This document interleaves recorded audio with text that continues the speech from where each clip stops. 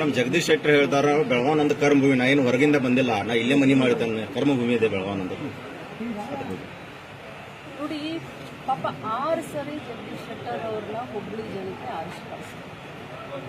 BJP ಪಕ್ಷ ಯಾವುದೇ ಒಬ್ಬ ನಾಯಕ ರಾಜಕಾರಣದಲ್ಲಿ ಬಂದ ತಕ್ಷಣ ಅತ್ಯುನ್ನತ ಪದವಿಯನ್ನು ಏರಬೇಕು ಅಂತ ಹೇಳಿ ಎಲ್ಲರೂ ಪ್ರಯತ್ನ ಮಾಡ್ತಾರೆ, ಕನಸನ್ನು ಕಟ್ತಾರೆ.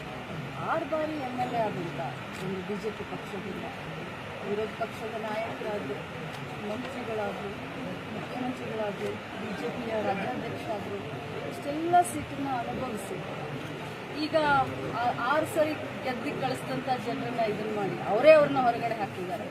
ಹುಬ್ಳಿ ಧಾರವಾಡದವರೇ ಅವ್ರನ್ನ ಹೊರಗಡೆ ಹಾಕಿದಾರಲ್ಲ. ಹೊರಗಡೆ ಹಾಕಿದವರು ಇಲ್ಲಿ ಬಂದು ಇದು ನನ್ನ ಕರ್ಮಭೂಮಿ ಅಂತಂದ್ರೆ ನಾವೇನು ಸುಮ್ಮನೆ ಇರಬೇಕು? ಈಗ ನಾಳೆ ನಾನು ಹೋಗಿ ಹುಬ್ಳಿ ಧಾರವಾಡಗೆ ಹೋಗಿ ನಾನು ಕರ್ಮಭೂಮಿ ಅಂತಂದ್ರೆ ಒಪ್ಕೋತಾರ ಜನ? ನಾವೇನು ಹುಚ್ಚರಿದೀವ? ಇಲ್ಲಿ ನಿಮ್ಮ ಬೆಳಗಾವಿ ಜಿಲ್ಲೆ ಜನರು ನಂಗೆ ಬಕ್ರ ಮಾಡಕ್ ಬಂದಿದ್ದಾರ. ಗೋ ಬ್ಯಾಕ್ ಶೆಟ್ಟರ್ ಅನ್ನುವಂತ ಒಂದು ಸ್ಲೋಗನ್ ಇದೆ, ಸೊ ಅದು ನಿಮಗೆ ಲಾಭ ಆಗ್ಬೋದಾ? ಖಂಡಿತವಾಗ್ಲೂ ಲಾಭ ಆಗುತ್ತೆ. ಇದು ಗೋ ಬ್ಯಾಕ್ ಶೆಟ್ಟರ್ ಅನ್ನುವಂಥದ್ದು ಅವರ ಪಕ್ಷದ ಕಾರ್ಯಕರ್ತರೇ ಶುರು ಮಾಡಿದ್ದು.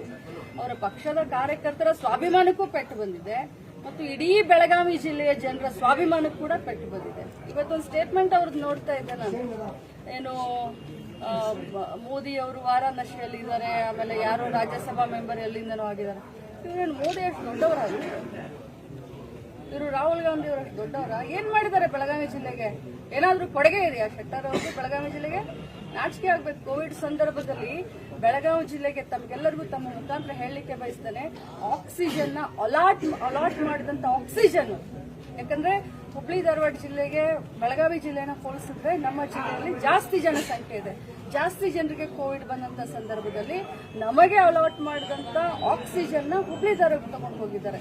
ನಾನು ತಗೊಂಡು ಅಂದ್ರೆ ನಾನು ಹುಬ್ಳಿ ಧಾರವಾಡನ್ನ ಇದನ್ನ ಮಾಡ್ತಾ ಇಲ್ಲ. ಬಟ್ ಇವರು ಕರ್ಮಭೂಮಿ ಅಂತಾರಲ್ಲ, ಜಿಲ್ಲಾ ಉಸ್ತುವಾರಿ ಸಚಿವರಿದ್ರು, ಕರ್ಮಭೂಮಿಗೆ ಎಷ್ಟು ನ್ಯಾಯ ಒದಗಿಸಿಕೊಟ್ಟಿದ್ದಾರೆ? ಏನ್ ಮಾಡಿದ್ದಾರೆ ಇವರು ಬೆಳಗಾವಿಗೆ ಬಂದು ಕರ್ಮಭೂಮಿ ಅಂತ ಹೇಳಲಿಕ್ಕೆ? If you like this video ಬೇಗ ಲೈಕ್ ಮಾಡಿ, ಕಾಮೆಂಟ್ ಮಾಡಿ, ಶೇರ್ ಮಾಡಿ ಹಾಗೂ ಯೋಯೋ ಟಿವಿ ಕನ್ನಡವನ್ನು ಸಬ್ಸ್ಕ್ರೈಬ್ ಮಾಡಿ.